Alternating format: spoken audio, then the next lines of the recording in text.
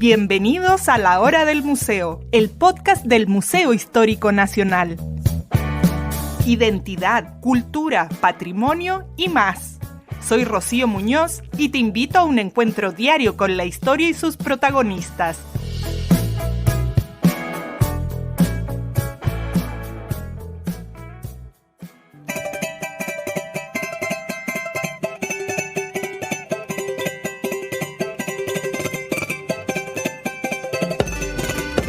¿Sabías que en Chile tenemos 7 sitios declarados Patrimonio de la Humanidad por la UNESCO?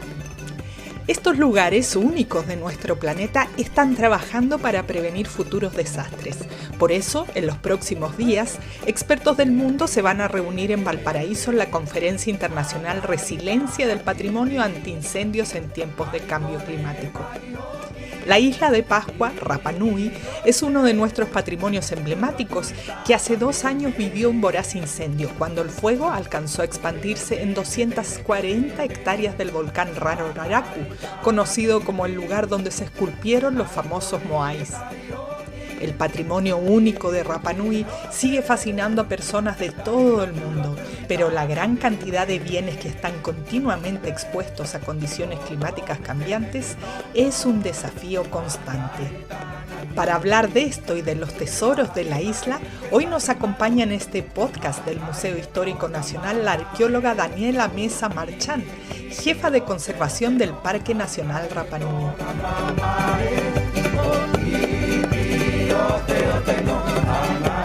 Bienvenida Daniela, qué gusto tenerte aquí en el programa para que hablemos de este lugar maravilloso y de todas sus implicancias y cómo es el cuidado del patrimonio. Además, me refiero a nuestra bellísima Rapa Nui, así que un gusto tenerte aquí en este espacio del Museo Histórico Nacional. Muchas gracias a ti por la invitación.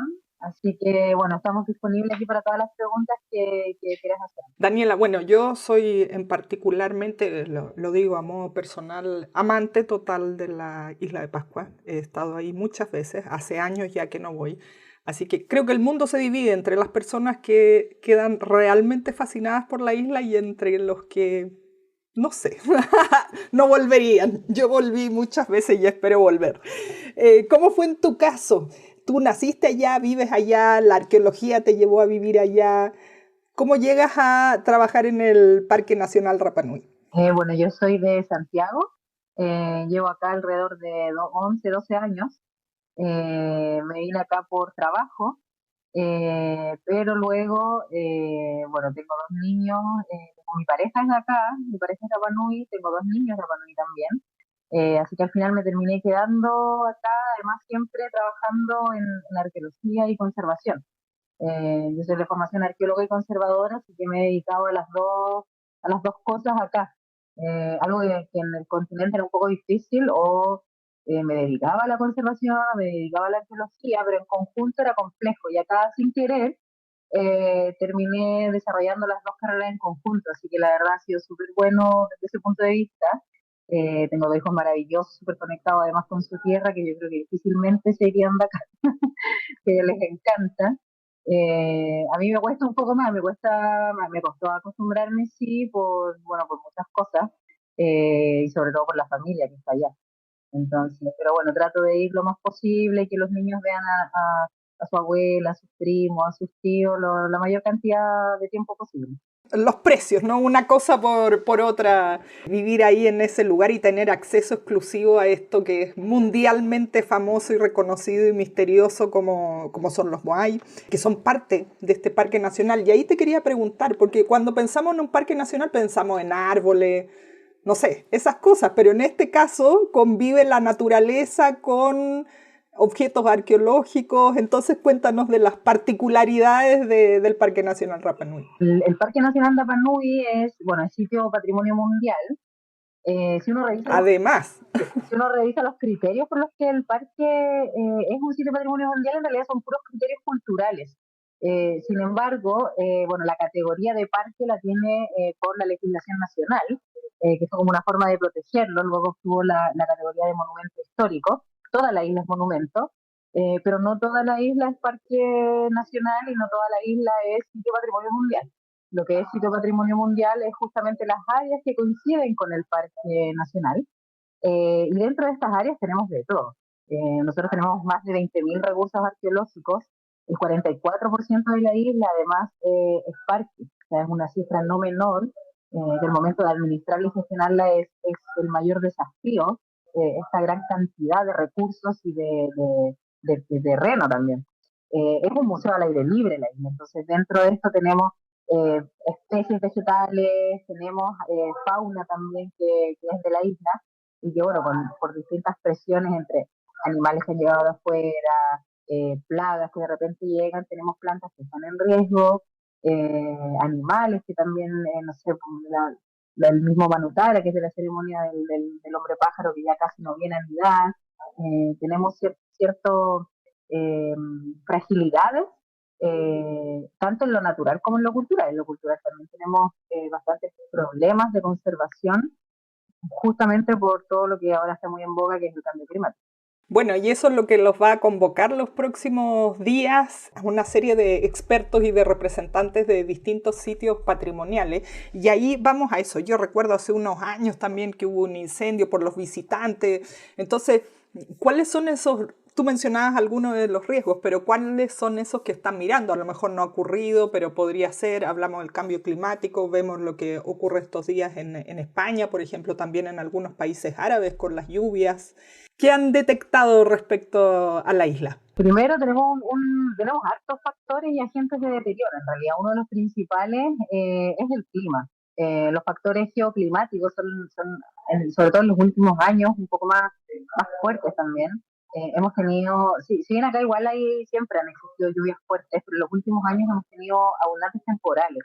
Hemos tenido situaciones fuera de lo común, como hace 3 años más o menos, nos tocó la cola de un ciclón, que generó unas marejadas de 7 metros, y eso provocó que la Jutajay, que es un ajo emblemático en el pueblo, en la zona urbana, se cayera una sección del muro posterior, que afortunadamente pudimos restaurarlo a la brevedad, y afortunadamente estas marejadas no fueron aún mayores, porque hasta el Moai se podría haber caído los Moai se podrían haber caído de la plataforma. Y esas situaciones de mayor cantidad de marejadas, eh, una mayor cantidad de lluvia, nos han ido provocando una erosión del suelo que desestabiliza también las estructuras. Nosotros tenemos alrededor de 300 plataformas en el borde costero. Entonces, las marejadas cada vez son más altas, sube un poco el nivel del mar en algunos periodos. Entonces, durante el invierno tenemos que estar monitoreando cada vez que sabemos que hay marejadas en la costa sur. Una vez que pasan las marejadas, tenemos que ir a monitorear el borde costero para ver si primero se derrumbó alguna estructura, y segundo, si es que quizás no se derrumbó, pero sí quedó en mayor riesgo, mayor expuesto. Entonces, eso nos ha generado ir actuando también siempre post-desastre, y nos ha dificultado un poco el trabajar de manera preventiva, sumado a que también es costoso desarrollar cualquier proyecto acá en la isla. Hay que pensar que estamos en medio del océano. Cualquier tipo de no rompeolas que pudiéramos generar implica una logística y un costo de inversión altísimo que en el fondo se duplica a lo que se veía en el continente. Entonces, eso por un lado son algunos agentes de deterioro. La erosión es súper alta en general en la isla, pero también tenemos los incendios. Eh, y los incendios también son un gran tema, porque dañan profundamente el patrimonio. Si bien el basalto es un poco más resistente, el moai, que es de toa, es mucho más frágil. Entonces, ya hace 2 años tuvimos el incendio de Ranodaraku, que por suerte el fuego no duró mucho tiempo, pasó más o menos rápido, entonces no logró generar un nivel de daño tan grave. La mayoría de las alteraciones en realidad que identificamos en ese momento eran más que nada por un efecto acumulativo de los factores geoclimáticos, pero sí hubieron un par de moai que se quemaron, entonces sí quedaron con una costra negra, que en el fondo es el proceso de calcinación ya de quemado de la toba, y eso es irreversible. Entonces, el Moai cuando se daña, se deteriora, su daño es irreversible, no lo perdemos, se pierden sus rasgos estilísticos y ya pasa de ser una escultura a una piedra más. Qué triste, ¿ah? Bueno, y me voy a ordenar en la conversación. Me imagino cuando uno, tú decías, no toda la isla es parque nacional, ¿desde dónde empieza o qué es lo que resguarda el Parque Nacional Rapa Nui para hacernos una idea? Y me imagino que tendrán ahí su lista de cosas de lo que no se puede hacer o cómo cuidarlo uno como visitante. Bueno, nosotros tenemos las normas del parque cuando nos visitan y son normas que las tenemos difundidas en la página web. Ahora vamos a mandar a hacer señaléticas grandes para poner en cada sitio, están puestas en las casetas de control. Son normas como uno, no botar basura. Nosotros no tenemos basureros, por ejemplo, en los sitios arqueológicos porque no tenemos tampoco la capacidad para estar, la logística que implica ir a retirar la basura de cada sitio. Nosotros tenemos 13 sitios habilitados. Eh, bueno, como tú me lo preguntabas, cuáles son los límites en el fondo, ha sido difícil definir los límites y de hecho son cambiables, pueden cambiar en el corto plazo. Si se define que tenemos un sector que ahora no es parque y que tiene mucha arqueología y tenemos un área que es parque pero que no tiene arqueología, podemos hacer esos cambios de límites en el fondo, porque también tenemos el tema de que la comunidad está creciendo, entonces también necesitamos una expansión urbana. eh, Uno de los problemas que tenemos en la isla son las ocupaciones irregulares, pero que también tiene que ver con una falta de control de la repartición de tierras. Hay familias que ya no tienen terrenos para darle a sus hijos, porque hay que pensar que uno tiene un terreno, después nacen dos hijos, después de esos dos hijos nacen otros cuatro, entonces se va achicando el espacio. Y es una necesidad, entonces hay familias que no tienen terreno. También tenemos otro problema que es harto ganadero. Durante la pandemia se empezó a generar mucho cultivo agrícola y se generaron ocupaciones irregulares. Y claro, no serían un problema si fueran controladas y respetaran la arqueología que hay, pero a veces no lo hacen. Entonces, desde ahí los límites del parque pueden cambiar. La idea de estos límites es justamente para proteger la arqueología que hay, porque si bien en el pasado toda la isla estuvo habitada, no había sector sin habitar, con la llegada de los misioneros, con la llegada de la compañía explotadora también, eh, la población en el fondo se trasladó toda a Hangaroa y ahí es donde creció el pueblo, que ahora uno cuando viene de visita, uno dice el pueblo y es lo que es ahora Hangaroa. Ahí está toda la población concentrada, pero se ha ido expandiendo. Entonces, en esa línea, bueno, va a haber que modificar quizás en algún momento los límites del parque, adecuar también a la necesidad de, la expansión urbana y tratar de generar, yo creo que la clave es la educación, generar educación y conciencia de, vale, puedes ocupar un terreno, pero hagámoslo con conciencia también. Tenemos harto patrimonio que proteger.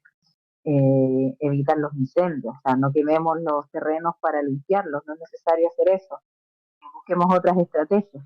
Desde ahí parte como esta necesidad de la educación, que digo, yo creo que la educación es la base para poder cambiar la forma de pensar también, porque claro, viene desde ahí, o sea, viene desde la casa. Eh, entonces hay todo un trabajo detrás en torno a esto. Y como es tan difícil administrar esta gran área, que es el 44% de la isla, lo que nosotros ahora podemos controlar es definir sectores específicos para visitación, que son como los sitios más emblemáticos en el fondo, que narran episodios específicos y claves en la historia de Rapa Nui. Entonces tenemos 13 sitios solamente habilitados que tienen su caseta de control. Y bueno, ahora en la isla es la obligatoriedad la visita con un guía. Esto fue un cambio. Ah, ya. Sí, esto fue Uno un no cambio. puede pasearse solo como yo lo No, hice muchas no. veces, ni a Ahora, cualquier hora. no, ahora lamentablemente para los turistas, afortunadamente para nosotros, no se puede circular sin guía en el parque. Es necesario, bueno, hay que pagar el ticket y además hay que contratar un guía. Y si bien muchos turistas o gente que ya ha venido antes reclama un poco eso, se entiende el reclamo porque obviamente ahora sale más caro, pero por lo menos para nosotros ha sido un gran cambio porque eso nos ha permitido controlar a los turistas también, porque uno tiene como agente de deterioro los factores climáticos, el incendio, pero también un factor de un agente de deterioro es el ser humano. Y antes teníamos, y antes teníamos muchas más denuncias y reclamos de que había un turista arriba de un ajo, que había un turista sacándose una foto agarrando al moai. Y eso ahora es raro que se vea. Es, es bastante poco probable, porque ahora ya se ha ido generando esta conciencia de que hay que ir con guía y los guías no dejan que la gente haga eso. Entonces, eso nos ha permitido tener un mayor control también, un control mucho más eficiente de la visitación turística. Eh, Así es que cada sitio cuenta con su caseta, hay, nosotros les llamamos mutori, lo que en su momento para CONAF eran los guardaparques. Nosotros tenemos guardaparques en el fondo en cada sitio de visitación, se controla el ticket de entrada, no cualquiera puede ser guía tampoco. Eh, Ahora, y como norma, sí, cualquier Rapa Nui puede guiar, mayor de 18 años puede guiar, pero si viene gente del continente, no es llegar y tener una acreditación de guía. Y eso también ha sido importante, porque antes el discurso que se le entregaba al turista a veces era bastante malo, y entregaban información muy errónea, Claro. porque pasaba que de repente venía llegando una persona, llevaba un continental, llevaba 2 semanas viviendo en la isla, y empezaba a hacer tour, taxi Se tour, lanzaba a y decir los lo que se le ocurría. era horrible, las actitudes eran terribles. Entonces ahora está súper controlado y eso ha mejorado mucho también la calidad del turismo. Qué bueno. Bueno, está bien, si en el fondo lo que hay que proteger es el patrimonio. Tú dices, dentro del parque hay estos 13 sitios abiertos a visitas. ¿Son todos ajus como hay o hay también otros puntos importantes? Sí, hay otros puntos importantes, por ejemplo, uno de ellos es la aldea ceremonial de Orongo, que ahí no tenemos Moai. Bueno, hubo Moai, que es el famoso el Joás Ananaía, que es el que está en Inglaterra, ahora en el Museo Británico. Ese Moai era el único que estaba ahí, que es de basalto, es otra materialidad a la del resto. Pero la característica principal de Orongo es que son casas de piedras lajas y que hay petroglifos y que es donde se celebraba la ceremonia del hombre pájaro. Esa es la característica principal de este sitio y que es un sitio más tardío. Eh, y luego, bueno, tenemos la cantera de los pucao también, que son los sombreros que utilizaban los moai, que ese tampoco tiene moai. Y el resto de los sitios, la mayoría son aju moai. Está la cantera de la Nueva Araku también, que es donde se fabricaban los moai.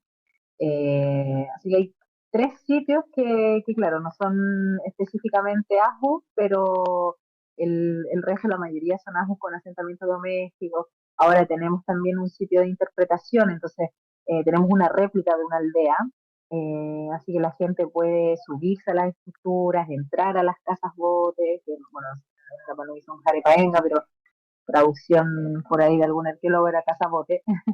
Y la gente puede ahí también interactuar en el fondo con cómo era la vida en el pasado. Cuéntanos de qué se trataban las cazabotes, para los que hay muchas personas que no han ido nunca a Rapa Nui. Bueno, los arepaenos o casas botes se llama casa bote porque parecen un barco invertido, pero su nombre en realidad es arepaena y son unas casas cuyos cimientos son bloques de basalto trabajados, son como bloques rectangulares de basalto, que tienen unos hoyitos donde se ponían unas varas y luego se armaba una armazón de madera y sobre este se ponía un pasto que se dejaba secar previamente, era como una especie de un techo de paja, se cubría como con paja. Y esta era la estructura habitacional. En la actualidad obviamente no se conservan porque como es un material ligero y por la humedad que acá tenemos no es un material que se conserva. Mencionaba, si no me equivoco, en la cifra, cuando estábamos empezando a conversar, que había cerca de 300 sitios o hallazgos arqueológicos. No, hay 300 ajos. Ajos. O sea, 300 plataformas ajos. ceremoniales. Ya, pero eso no quiere decir que todos tengan moai. No, no todos tienen muelle. Pero fueron No, construidos con ese fin. no necesariamente, algunos en realidad son estructuras funerarias. Cuando uno Eso, va por la cuéntanos costa, qué eran los ajos. y bueno, los ajus son plataformas ceremoniales, hay ajus que efectivamente tienen moai, un gran porcentaje tiene moai, pero también hay otras estructuras que son también plataformas rectangulares, pero estas plataformas no tienen moai, pero sí tienen restos humanos en el interior. En el fondo son, acá se les llama habana, ¿cómo podríamos llamar en español? Como tumbas, como mini cementerios, en donde también se guardaban los restos. Algunos tienen forma semipiramidales, se les llama ajo semipiramidal, pues son acumulaciones de roca y si uno los ve, entre medio se observan cámaras funerarias con restos humanos. Wow. Bueno, la isla es muy conocida por sus moai, pero me imagino que las arqueólogas y arqueólogos que han ido a trabajar ahí han encontrado más cosas más allá de los moai, justamente que nos permitan conocer cómo era la vida antes ahí. Sí, lamentablemente en la investigación arqueológica en la isla hay un sesgo, porque se ha centrado mucho la investigación en los asmos y en los moai, pero se ha dejado muy de lado en el fondo la vida diaria de las personas, en el fondo los asentamientos domésticos. Ahí es donde hay una línea que es necesario explorar. Es algo que, bueno, tenemos acá un grupo de arqueólogos locales. En el mediano plazo nos interesaría, en el fondo, investigar un poco más de los asentamientos domésticos. Ahora estamos muy centrados en la conservación porque es muy prioritario, pero a mediano plazo esa sería la idea, porque en realidad se sabe muy poco de la vida cotidiana, más que lo que se sabe, la mayoría de la información viene a partir de los relatos de los primeros etnógrafos, pero desde la arqueología, la mayoría de la investigación se ha centrado en los Apu, en la aldea ceremonial de Lomo o en la cantera de los Moai. Y además es como la imagen que se vende internacionalmente, no sé, así como Indiana Jones casi, ahí excavando en la isla. Ahora hay excavaciones, porque uno también piensa y se imagina como que todo el tiempo arqueólogos excavando, pero tú me dices, los trabajos hoy en día se centran por sobre todo en la conservación, que es una dimensión que no consideramos mucho. De hecho, en la isla hace tiempo que no se realizan excavaciones arqueológicas. Sí se va a retomar una en estos, no sabemos, en 1 o 2 semanas, dependiendo del permiso de monumento. Entonces, que es de un grupo de alemanes del Instituto Alemán de Arqueología, que ellos excavaron por muchos años un sector que se llama Abarangauca, y esta es una investigación que sale de lo que tiene que ver con los Moai, donde ellos investigaron en el fondo todo un sistema hidráulico que había en la prehistoria. Salieron resultados súper interesantes, pero faltó una parte por excavar y es la que van a realizar ahora en el corto plazo. O sea, yo espero que en 1 o 2 semanas máximo. Bueno, ahí vamos a estar atentos a ver qué es lo que encuentran. Imagino que el trabajo de excavación es una cosa, pero de ahí hay que recabar los datos, sistematizarlos, hasta poder dar a conocer qué es lo que había ahí. Sí, hay que hacer modelos 3D, hay que analizar el material que salga también. Pues la verdad es que acá es un poco como en Arica, que uno hace un hoyo y sale una momia de chinchorro. Acá pasa algo parecido, uno hace un hoyo y sale un material arqueológico. Entonces la idea es analizar ese material y ya con eso ahí los arqueólogos responsables sacarán sus conclusiones. Bueno, era muy común, no sé ahora, encontrar como puntas de flechas de obsidiana o pedazos de obsidiana por distintas partes de la isla. Sí, la isla está llena, o sea, yo mismo en mi casa hago un hoyo para plantar un árbol o poner cualquier planta y salen pedazos de obsidiana. Mi hija, de hecho, anda recogiendo por la calle obsidiana, sembrando los bolsillos con pedazos de obsidiana. Pero eso tiene también que ver con la formación volcánica de la isla. Entonces, si bien algunas son arqueológicas, también hay otras que también son naturales, pero ya hay mucho. La verdad es que abunda la obsidiana, entonces la verdad es que uno va caminando por la calle y encuentra un fragmento de obsidiana. En las plantas siempre hay fragmentos de obsidiana, la verdad es algo súper común. Ah, ya, buena indicación, sin creer que uno encontró algo. ¿Qué hay respecto a, no sé, estoy pensando, por ejemplo, lugares como Galápagos, que está prohibido estrictamente llevarse hasta una hoja, un grano de arena de ahí? ¿Cómo es en la isla? Porque, claro, uno recoge algo, no sabe si es material arqueológico o no, y se lo lleva de vuelta al continente, o no sé, ¿cómo en cuanto a que las cosas no se toquen, como tú decías, como subirse arriba al Moai para sacarse la foto? Bueno, desde la isla no se puede sacar ningún fragmento de piedra. Ni una lasca de obsidiana, ni un pedazo de piedra X. Como las maletas pasan por control, si se detecta algún material pétreo, se le retira. De hecho, el Consejo de Monumentos local tienen cajas llenas de piedras que se les han requisado a los turistas en el aeropuerto. La DGAC las requisa y luego se van a la SPP porque la verdad hay que revisar si son o no son arqueológicos. La verdad la mayoría no lo son, no son restos arqueológicos. Pero claro, la gente no sabe, en verdad se lo llevan como recuerdo. Pero eso está estrictamente prohibido porque en la DGAC no hay un personal tampoco que sepa si eso no es auténtico. Entonces, por eso mismo se prohíbe sacar cualquier cosa.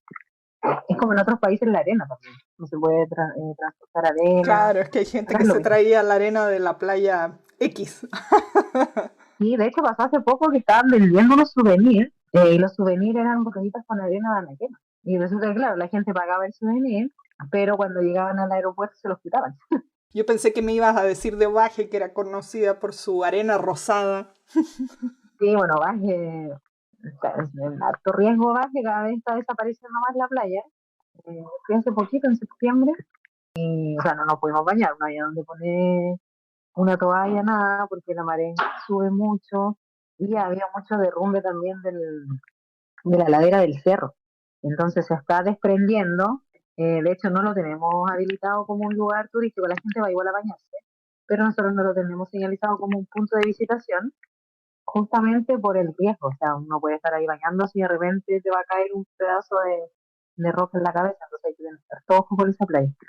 Bueno, todos estos puntos a considerar. ¿Hay cifras de cuánta gente recibe el parque al año? ¿Si han ido aumentando? ¿O cómo ha afectado lo que está pasando mundialmente? Que yo encuentro que desde la pandemia como que bajó mundialmente la cantidad de turistas, pero no lo sé. Sí, la verdad, bueno, antes de la pandemia recibíamos alrededor de 120.000 turistas al año. Y bueno, hay que pensar que nosotros estuvimos 2 años y medio prácticamente encerrados en la isla, mientras en el continente seguía la vida normal. Acá nosotros seguíamos con nuestra rutina habitual, pero sin turistas, sin poder salir de la isla. O sea, 2 años y medio literalmente aislados. Y aunque uno está al aire libre, en verdad era estar encerrado. No teníamos la posibilidad de salir. Entonces eso fue un golpe súper fuerte para la isla. De hecho, para nosotros la administración en un momento no teníamos recursos ni siquiera para seguir funcionando, porque no habían ingresos. Nosotros dependemos del turismo. La administración del parque depende del ticket de entrada en gran parte, y aparte de los proyectos a los que nosotros, el equipo profesional postula para de determinados proyectos, pero en específico. Ahora tuvimos que todos los proyectos a los que podíamos postular destinarlos a pagar los sueldos de la gente, y que eran sueldos de 300.000 pesos, porque no daba para más. Se generó en la isla un programa de proempleo, y eso le dio trabajo a mucha gente que se dedicaba al turismo y de un día para otro ya no tenía ingresos. La verdad es que se salvaron y siguieron igual, fueron todas las personas que trabajaban en instituciones estatales. Pero todo el resto, los hoteles, muchos hoteles cerraron, restaurantes, mucha gente continental que vivía acá, que además no tiene vínculo local, se fueron. Mucha gente trató de emigrar y cada vez que habían aviones humanitarios ellos se iban porque en verdad no había de qué vivir acá. Y con 300.000 pesos acá en la isla, eso es lo que uno gasta en comida yo creo que en 2 semanas. Bueno, sí, por el Entonces costo de la no, vida es mucho más alto. es mucho más alto, entonces no alcanzaba. Y bueno, después de la reapertura de la isla, el turismo empezó de forma muy paulatina, porque no teníamos aviones todos los días, teníamos avión al principio, si mal no recuerdo, 2 veces a la semana. Entonces pasamos de tener antiguamente, no sé, 700 turistas o 2.000 turistas diarios, pasamos a tener 2.000 turistas cada 3 días. Entonces bajó significativamente la cantidad de turismo. Pero este primer semestre ya se observó un repunte. Si bien este año al parecer no vamos a alcanzar las cifras pre-pandemia, ya estamos un poco más cerca. Probablemente este año lleguemos a tener entre 90.000 y 100.000 visitantes, lo cual estaría mucho más cerca de la cifra pre-pandemia, que era de 120.000. Así que en realidad ha sido un aumento progresivo y que no ha sido tampoco tan disparado, porque seguimos sin tener la cantidad de vuelos que teníamos antes de la pandemia. Bueno, hay que aprovechar entonces que hay menos gente para ir y disfrutar de forma menos masiva ese lugar maravilloso. Pero bueno, qué interesante tener las cifras de visitantes. Daniela, volviendo al tema de los riesgos y esto que los va a convocar acá en los próximos días, quería que habláramos del patrimonio como sitio patrimonial. Porque yo decía, tiene esta doble connotación que me imagino está llena de desafíos de ser parque nacional y además sitio patrimonial de la humanidad. Entonces son muchas más reglas, me imagino. ¿Cómo es el manejo así que hay que cumplir con muchísimos estándares, me imagino? Y teniendo en consideración, por ejemplo, lo que se dijo hace algunos años de Valparaíso, que podía tal vez perder esa nominación. Hay otros lugares en Chile que también han estado en riesgo. ¿Cómo se encuentra Rapa Nui respecto a lo que tiene que ver con el patrimonio y como sitio patrimonial mundial? Bueno, siempre está el riesgo de, por ejemplo, los incendios. Si tuviéramos incendios muy masivos y tuviéramos un daño muy grande sobre los sitios arqueológicos, probablemente caeríamos en la lista de riesgos.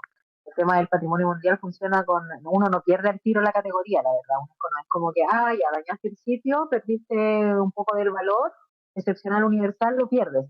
No, no es tan así, sino que uno pasa primero una lista de riesgos, pero ahí es donde el Estado parte, en el fondo tiene que poner dinero, inyectar plata para poder generar las medidas que reviertan esta condición de riesgo.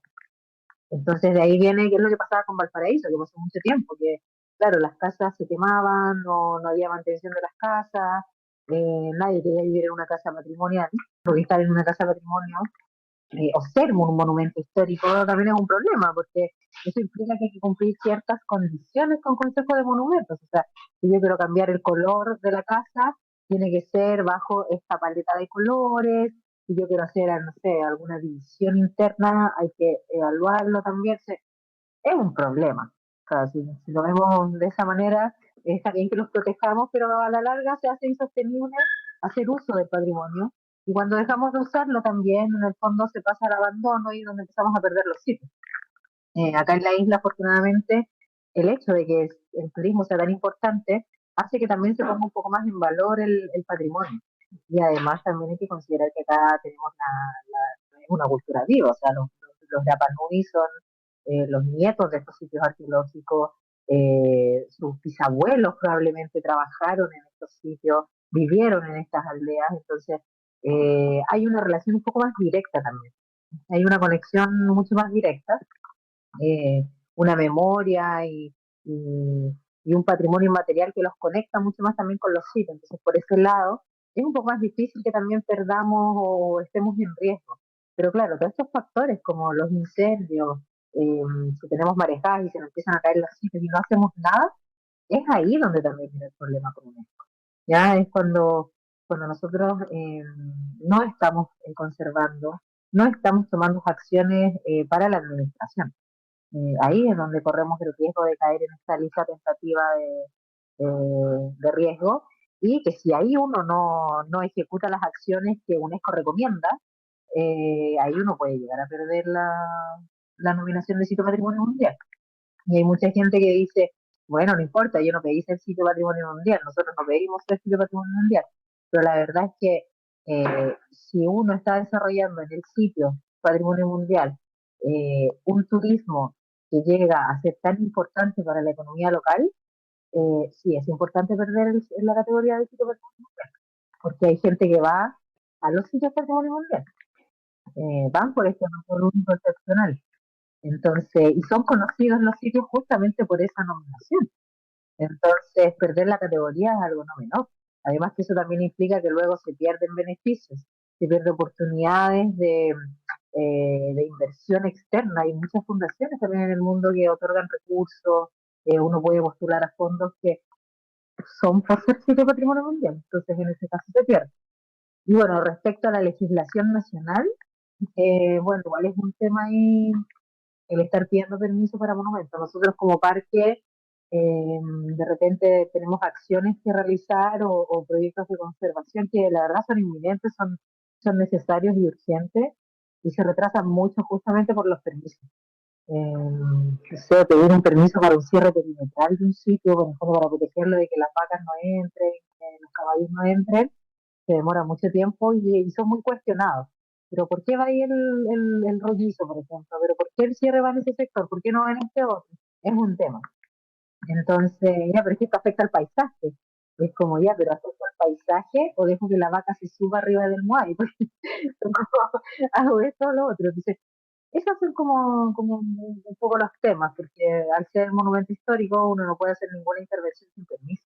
Entonces, y nosotros tratamos obviamente de seguir todas las normas como corresponde y cumplir con la ley. Entonces, todo lo consultamos.